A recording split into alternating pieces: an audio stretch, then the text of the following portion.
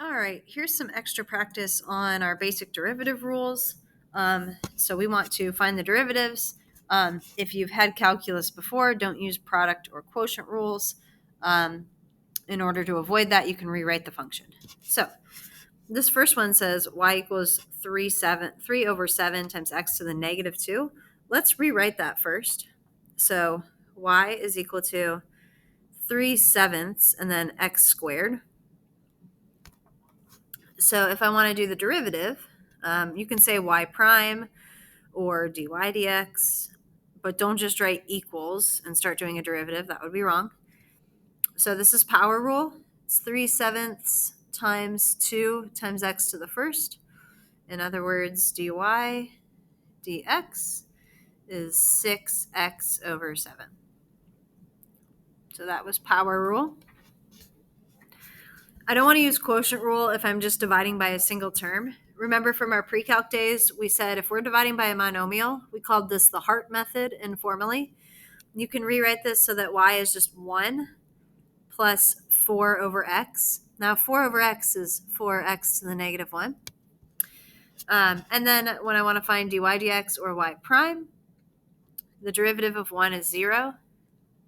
The derivative of 4x to the negative first is 4 times negative 1, x to the negative 2, subtract 1 from your exponent, and then let's clean this up. 0 doesn't need to be there. This is negative 4 over x squared.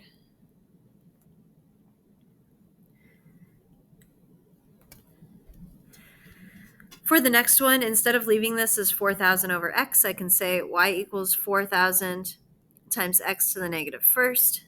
And so dy dx, or y prime, is equal to negative 4,000 x to the negative 2. And so dy dx is equal to negative 4,000 divided by x squared. If you can get any of these answers skipping some of my steps, that's okay too. You just want to make sure that you're getting correct answers.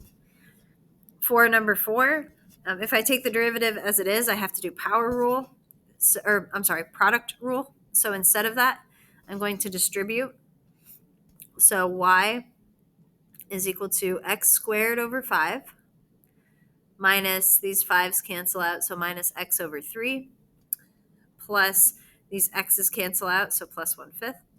So this is y. And then I'd say y prime equals, again, don't just say equals and start doing your derivative. That's a false equivalence and it's wrong.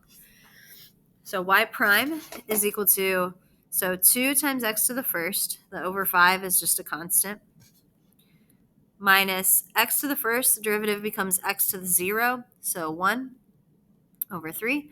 The derivative of 1/5 is plus 0.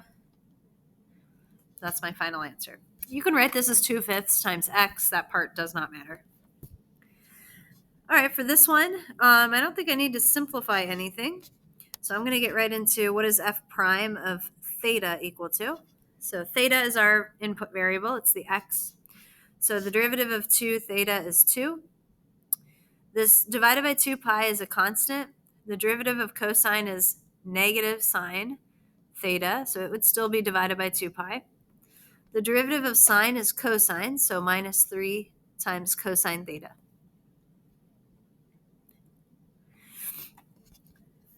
For the next one, I might want to work on this term. I'm going to use power rule for every term, so I might want to clean that one up a little bit. Again, what you rewrite is kind of up to you. If you tend to make little mistakes on exponents and things, it's a good idea to rewrite this. So make this minus 1/2 x to the negative first. And then f prime of x would be 5x to the fourth minus 12 x squared. The derivative of plus 1x is just plus 1. The derivative of minus 1/2 times x to the negative 1, so it's negative 1/2 times negative 1, which is plus 1/2. Subtract 1 from the exponent, you get x to the negative 2. So I'm just going to put x squared down here because I don't want to rewrite the whole thing. And the derivative of 5 is 0. So I'm not going to put plus 0 on the end either. For number 7, I should, again, if I see parentheses, I should distribute if that's easy to do. So negative 2/3 x is negative 2/3 times x squared. Negative 2/3 x times negative 1 over x is plus 2/3, and the x's cancel out. So f prime of x is equal to negative 2/3 times 2, negative 4/3, times x to the first, 2 minus 1, plus 0. The derivative of a constant is 0. For the next one, I can distribute the 4/5 through. It is a constant, so you could also leave the 4/5 out. You could do this. Y prime is 4/5, and then I'm going to just take the derivative of the inside here. You're allowed to do that. The only time you can't do that is back here on number 4. There is a variable out here, so I can't just leave this out here and take the derivative of this. So I'm going to do it this way. So the derivative of 2 cosine x is negative 2 sine x. And the derivative of a constant minus pi over 4 is just 0. So you could leave it like that if you want. Or you could have said, y is 8/5 cosine x minus pi over 5. And either way, you would get to the same answer. All right. We have not talked about the chain rule yet, so you can't just go doing power rule right away. So we need to square this binomial first. So this is going to be 9x squared minus 6x plus 1. And then dy dx is equal to 18x minus 6 plus 0. For this one, I want to rewrite this so that it's 5 times 3x to the negative 4th, except the 3 is being raised to the negative 4th as well. And again, I can't do power rule if there's anything other than x in the exponent. So I do need to work on this a little bit. 3 to the negative 4th, is 81 in the denominator. So we should do that. The only power rule that we can use is if it's x to a power for now. Okay, so y prime would equal 5 over 81 times negative 4, so negative 20 over 81, and it would be times x to the negative 5th. So y prime is equal to negative 20 over 81 x to the 5th. I don't think we have any common factors between 81, which is 9 times 9, and 20, which is like 4 times 5. Nothing in common there. Number 11, I don't want to use quotient rule if I'm just dividing by a single term. We've called this the Hart method in the past. Of course, this just means you can divide every term by 3x and simplify what y equals.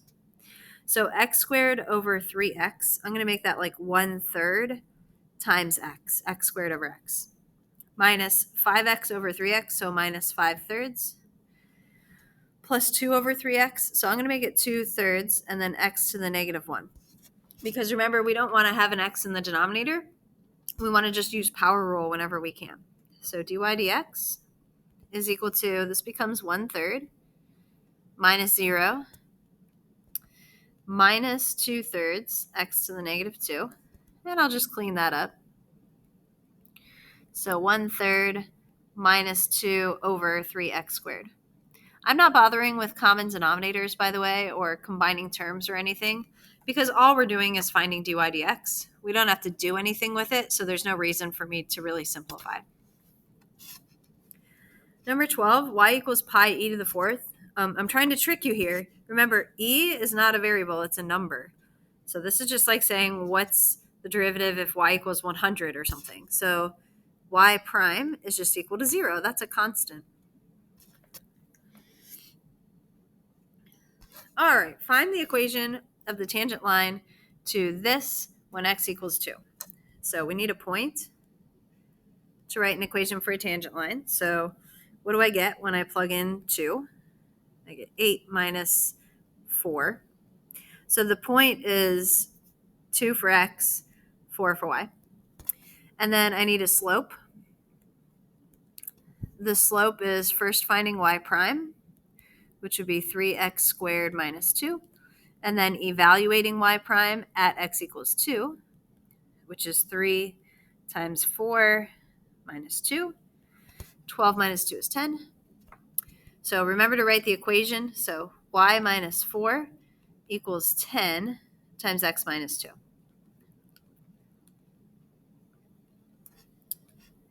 Find the equation of the tangent line. Let's rewrite this. This is x to the first times x to the 1/2. So this is x to the negative 3/2 when x equals 1/4. So first, again, we need to write an equation. We need a point. So what is y when x is 1/4? So y is 1 over 1/4 times 1/2. 1 over 1/8 is 8. So our point is 1/4, 8. We need to find y prime. So x to the negative 3/2 is negative 3/2. X to the negative, when you subtract 1 or when you subtract 2 over 2 from this, you get negative 5 over 2. So evaluate y prime at 1/4. When you evaluate, you should put the x in the denominator if it's down there. So 1/4 to the 5/2. Now, the interesting thing about calculus, AP calculus, you don't have to simplify this stuff. You can, I think you should have that skill. But if you simplify this and get it wrong, then your answer is wrong. But if you leave it unsimplified, then you're good to go. So I'm going to leave it, this would be the square root of 1/4 is 1/2. 1/2 to the 5th power is 1 over 32. So this is negative 3 divided by 2 times 1 over 32, 1/16. Okay, so it does come out nicely to negative 48. But you could leave this unsimplified and get full credit as well. So y minus 8 equals, I guess if I did all that, I'll put the work in, negative 48, x minus 1/4. Okay, find the equation of the tangent line to this when t equals 0. So f of 0 would equal 4 times 2 squared, so 16. That's our point. F prime, well, first, before I find f prime, I have to work on f of t. So it's 4 times, square this binomial, 4 minus 4t plus t squared, which is 16 minus 16t plus 4t squared. What's f prime of t? It's negative 16 plus 8t. Evaluate that at 0, you just get negative 16. So y minus 16 equals negative 16 x minus 0.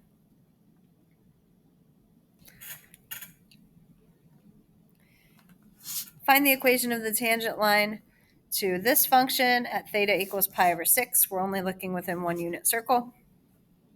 So g of pi over 6 is equal to 2 sine of pi over 6 minus pi over 6. Sine of pi over 6 is 1/2, so this is 1 minus pi over 6. And we'll just leave our answer like that. For the slope, I need g prime of theta. So the derivative of sine is cosine, so 2 cosine theta. The derivative of theta is 1, so minus 1. Evaluate that at pi over 6. Sorry. The cosine of pi over 6 is radical 3 over 2. So the slope is radical 3 minus 1. So when you write this equation, you need parentheses.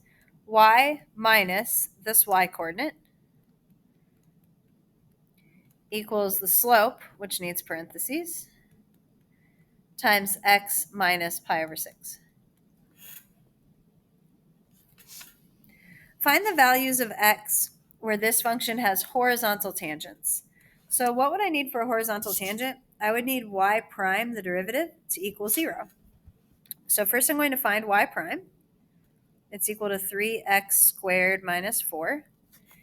And then I'm going to set that equal to 0 and solve for x. This doesn't factor very nicely, so I'm just going to add 4, divide by 3. And so x is equal to plus or minus the square root of 4 over the square root of 3, which is plus or minus 2 over radical 3.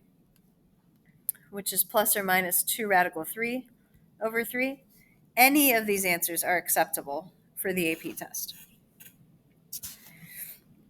Find the equations of the horizontal tangent lines to this function.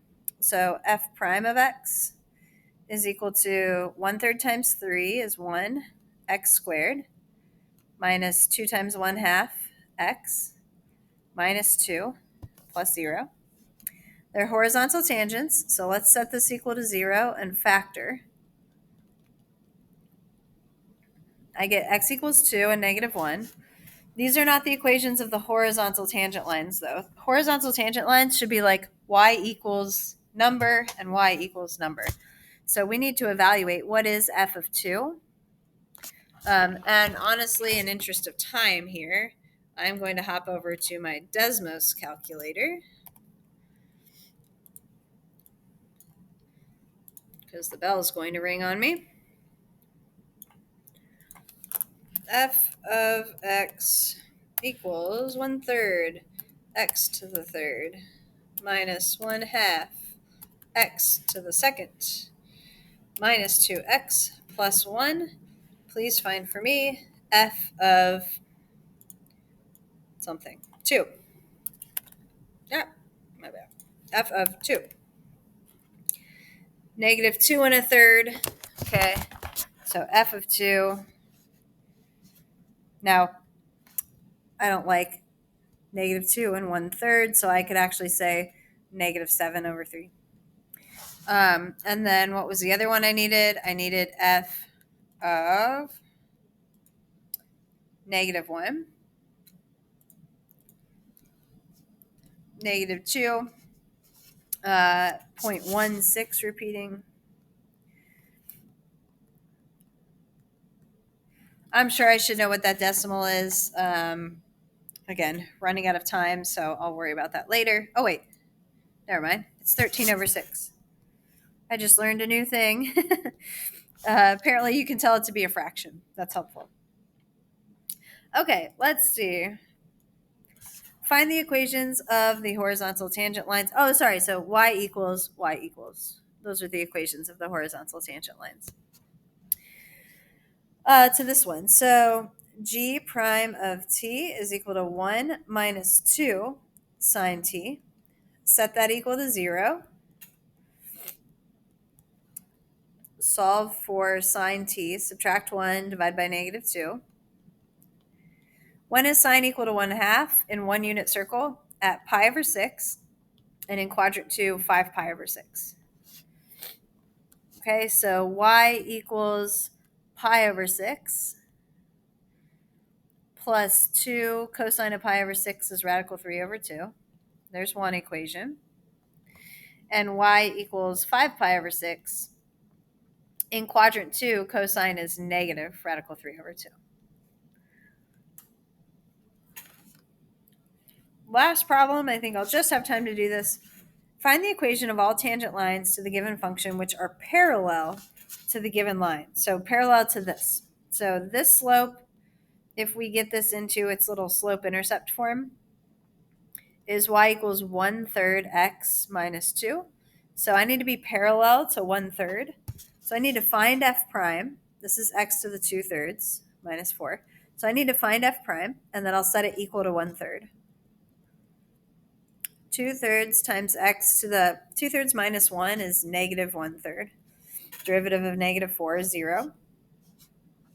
Set this equal to 1/3. When does that equal 2 over 3 cube root of x? All right, so let's multiply cube root of x over to this side. That's going to do 2/3, and then let's multiply times 3 over 1 over to this side. So the cube root of x equals 2. If I cube both sides, I get x equals 8. Find the equation of those tangent lines. So what is f of 8 to get my point? The cube root of 8 is 2. 2 squared is 4. 4 minus 4 is 0. What's my slope? F prime of 8. It's 2/3. And then there's a cube root of 8 down here. So 2 over 2, There's a 3 down there. That's 1/3. So y minus 0 equals 1/3 x minus 8. All right, I hope that helps. Please come see me in office hours or during flex if you need help with any of these.